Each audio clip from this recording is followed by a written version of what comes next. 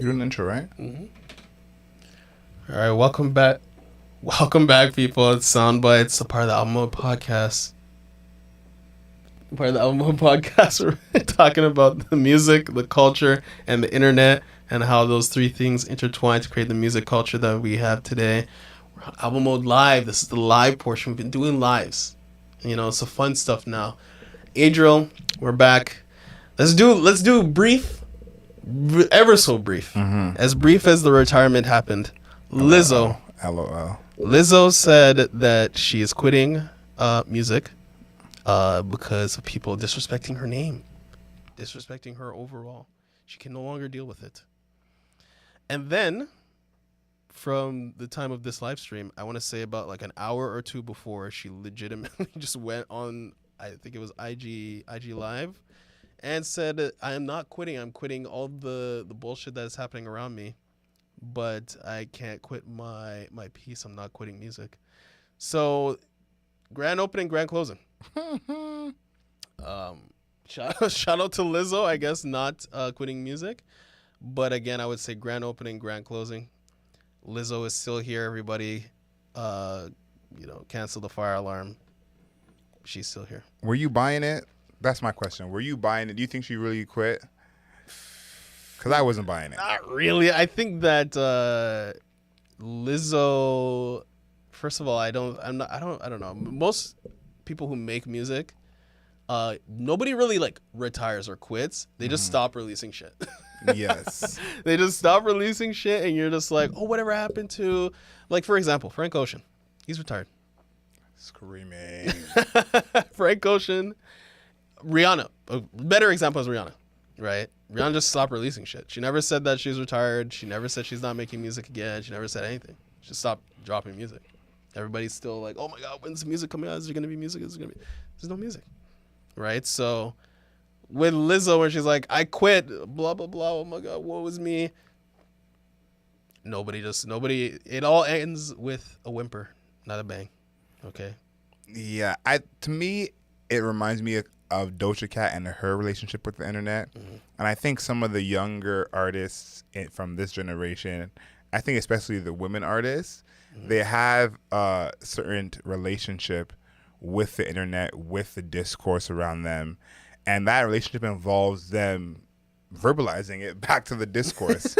And so I think that's what we're seeing here of maybe, in 2002, this is a private conversation between Lizzo and her A&R and her manager. And they're, do we quit? What do you want to do? But in 2024, you just go live and you tell everyone right away. So that's what all this is to me, because I never believed her in the first place, but I do think the fact that we're even hearing about it is just kind of a prisoner of the times. Yeah, I would agree. Okay, so again, grand opening, grand closing. That's all we got for, unless Lizzo is really quitting. That's kind of all that we have for Lizzo. So it is now April 2nd. We're 1/3 of the way through the music calendar, regular calendar. And we've gotten to this point where we're thinking, okay, so what are the best albums so far? Yep. What's the good stuff? Right? Album mode, we like to do this every 3 to 6 months. We're talking about what was the good stuff. And now we are back talking about the best album so far. Adriel, do you want to go first or you want me to go first? I want you to go first. I think that you got some juice at the top that you should go with your albums first. So these are non-ranked. I would like to point that out. Everybody in the live chat, everybody in the comments, please don't come after me, okay? At least not yet. At the end of the year, when we're actually ranking stuff, then everybody could come. It's all fine. You can only come at him if you're subscribed. If you're subscribed to us on YouTube, go for it. I'll allow the subscribers. Yes. But right now, this is non-ranked. These are just like it's a nice collection of the good stuff that's happening. Number 1, or Exhibit A. Yes. Exhibit A, Yeet, 2093. Yep. I knew you would have this one on here. Yeet 2093. I think it's amazing soundscape. I think Yeet again is using every single weapon, every single tool in the toolbox when it comes to his rapping or just vocalization overall. I think that I listen to that shit so like almost every day, honestly, which is actually kind of crazy to think about for a Yeet album, just because of how high intensity his music is. Yeah, what kind of mental space are you in right now?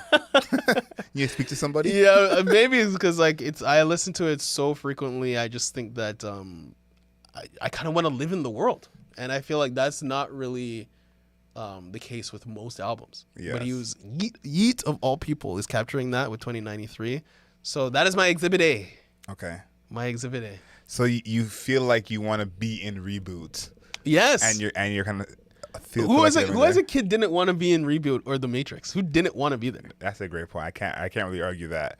I think the next album that you had, it was also the album that I had. So when I saw it in list, I was like, okay, we got this out of the way. Last Dinner Party, Prelude to Ecstasy. This one still bangs. Still, when you listen to this in full, you're like, yep, still got something here. Still super dramatic. Yep. So this one is a self-explanatory. To me, this might be one of the most low-key of the 10 that we have here on this list. And I think that this is the one I would suggest everyone to go listen to right away. I think that if you're not a rock fan and you're more of a hip-hop head, still go listen. I think that there still is something on this project for you.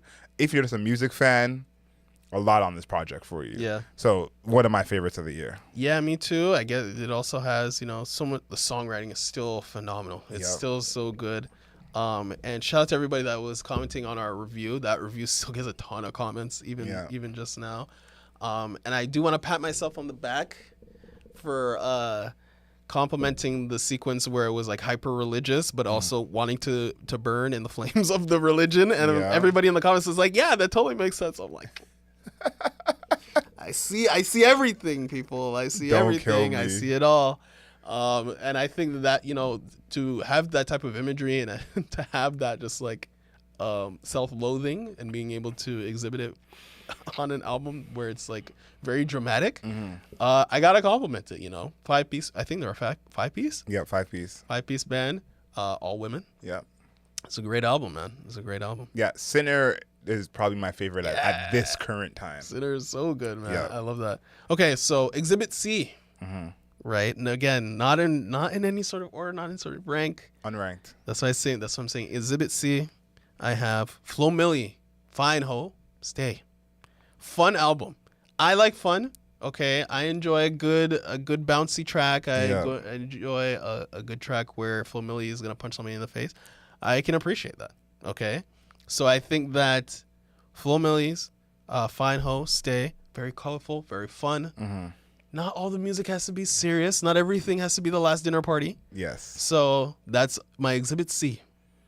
This was one of mine too. So you have a lot here that I'm with you on this. Flo Milli has made it into the trifecta of female MCs for me. Yeah. For me personally. Okay. This is who I like. So my favorite female MCs are, of course, Cardi B. We're Big Barty over here. Then a big Glorilla fan. Okay. All my Glorilla heads, you know what it is. And then there's Flo Milli. This podium has now been rounded out. I always liked Flo Milli, but with this project, she is now. This is my big three. Okay. fuck the big threes. This is my big three, okay? Yeah. Flo Milli, Glorilla, and Cardi B. So I this project to me just put it in another group. So love this project. Yeah, wow, that's an interesting big three. The big three of women right there. Yeah, Adriel's big three. Oh, Adriel's big three. I was like, okay, Megan Thee Stallion. Yeah. It's No, Megan Thee I Stallion. got it right. I got it right the first time. Shout out to the Stallion. Okay, so my exhibit D. Yeah, you're gonna mess up the letters in a bit. No, it's okay. My exhibit D. I have Metro, Future. Metro! I have Metro and Future. We Don't Trust You. I would say one of the cultural moments for music this year. Probably like one of the first ones. I'm trying to even think of a previous one. I'd say this is the biggest so far. Yeah, so huge cultural moment. Huge verse from Kendrick Lamar. Overall, I would say we talked about it before, but Metro Boomin is cementing himself as one of the best, greatest hip hop producers in history. Yep. And trap producer, it's pretty much just him. Can't really think of anybody else. So I think that was amazing. Production's fantastic. Future, I would say it's not an A+ Future performance. It's like a B+, A-. Yeah. B+, A-. And you know, Metro Boomin is doing serious work. So that's it for me. I want to say that Metro Boomin, Future.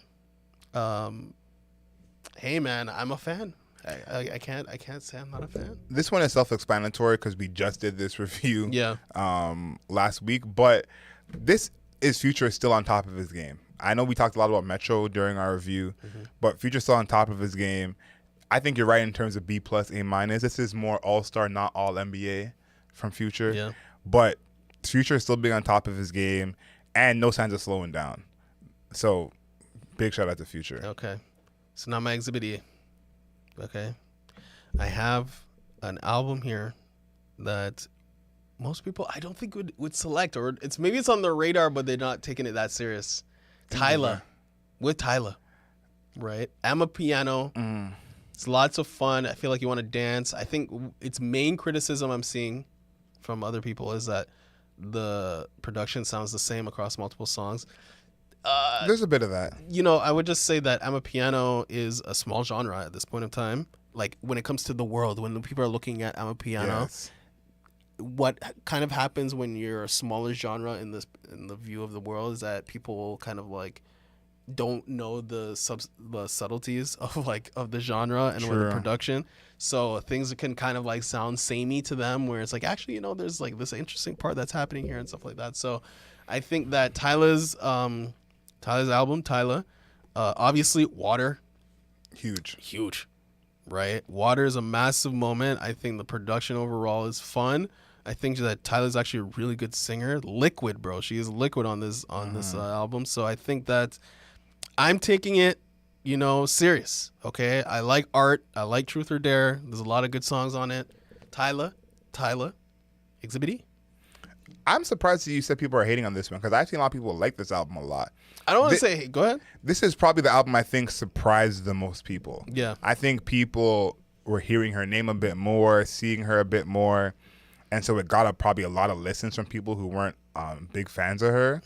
But this is the one I think people are pleasantly surprised with. But I guess I'm not gonna say act like I'm a huge fan because I'm not. But I knew about Tyla before Water and had some of her songs liked already. Hipster alert. Hipster alert. And I wasn't a huge fan of hers, but I kind of knew who she was. And it was news to me that some people didn't know who she was. And so a lot of people, they first heard of her with Water and only knew Water. And even when this album came out, Water was the only song they knew. And so to see a song like On and On go unnoticed, because On and On was what let me know, okay, she's for real. Girl Next Door was the first song I heard from her. That was back in 2023. Yeah. Obviously, Water was huge. And then once I heard On and On as kind of like the next single, I said, oh, she got something here. This is going to continue. And the album, I think, proved as much. So I'm excited to see what she does next. I think by the time she does another album, she'll probably be at the level for us to have to review her. Yeah. Because I do see her growing into a much bigger artist. Oh, that's very interesting. Yeah. Maybe I think she is definitely her profile is definitely growing. Yes. Her at the Knicks game Yep. was a big deal. Her with Kai Cenat is big time meme territory, and memeability in 2024 is super important. Yeah, she's on her Ice Spice right now. Right? So it's a little bit aggressive. It's a little aggressive. Not as popular as Ice Spice, but just being more famous than the music. Yeah. Yeah, I don't know if she's more famous than her music though. I think Water is probably like it for her. No, well, I think that's just one song. I think a lot of people are seeing her over and over and maybe not connecting that this is the girl who made Water. Yeah. And some people are seeing her and saying, why? I've seen so many comments on basically every post that she's a part of asking, why are we listening to this girl? Who is she? Why is she famous? And I'm like, people are still asking that. So I think there's a lot of that where people are like, okay, I've seen this girl all over the place. Right, yeah. But I don't know why I'm seeing her all over the place. Right. And she was even in the Back on 74. Like they did like a Yes, remix or something like yep. that. She was in the music video for that. So she's around. She's on the way up. Yeah, she's on the way up. I had a small honorable mention. Okay. Small honorable mention. Very small, right? Very small. It's like very tiny. Okay. Have you seen that meme on TikTok yet? It's like you should not be as a lady. You should not be eating much. It's like very small, like very small. Like, yo, you have not seen that? You got to send that to me. I'm gonna send that to you. Okay. Like a quick snack. Quick snack. Small, very tiny. My quick snack of an album. It's an EP. Mm-hmm. It's by this new K-pop group called Illit. Mm-hmm. And they have this EP called Super Real Me. It's people are likening them to New Jeans, which I can understand. They have their song isn't really drum and bass, it's more like plug and B, and I feel like people are not really tuned into that to really know what that type of genre of music that is. I don't think they're that much like New Jeans. Yeah, personally, yeah, but I think that because the aesthetic is similar, Mm-hmm. that they're being likened to them, but I think that they're very different. I think that the music is bubbly and fun. Singers are really good. Yeah. That got really good singers in there. Again, it's only four tracks. It's an EP. Quick listen. Yeah, it's a quick. I don't even think it's 10 minutes. Before you're even done the dishes. Like I don't even think it's 10 minutes. So you can kind of just like throw that one on and it's over. It's 9 minutes long. Yep. See? Okay, so quick snack. Just a quick snack. Definitely a quick snack. Right? So Super Real Me by Illit. Fun one. Very easy listening to. Okay. I had a few that I wanted to add because almost all of these we did not review except for one. And these are some that are some of my personal favorites this year that I'm almost guaranteeing people are already forgetting about. Okay. One is Sir's album Heavy.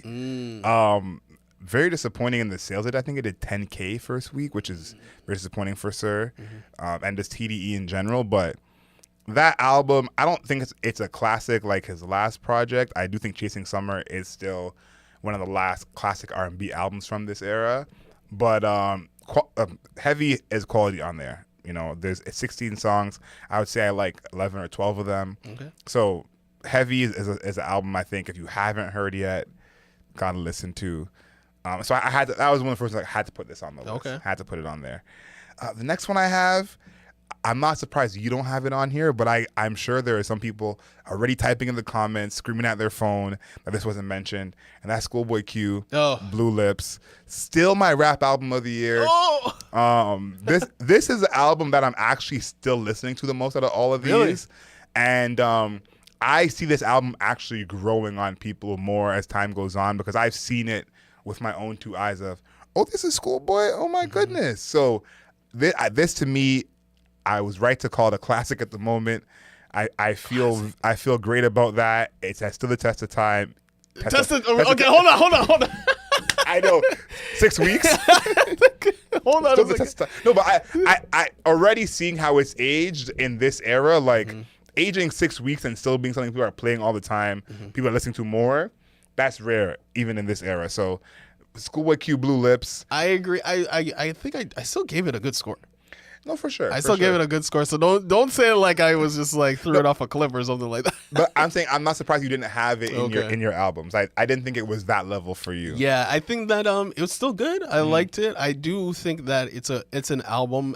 Like it's not really like an album that just has like a bunch of singles sprouting out of it. Yeah. So okay, your exhibit. What was that? Exhibit C.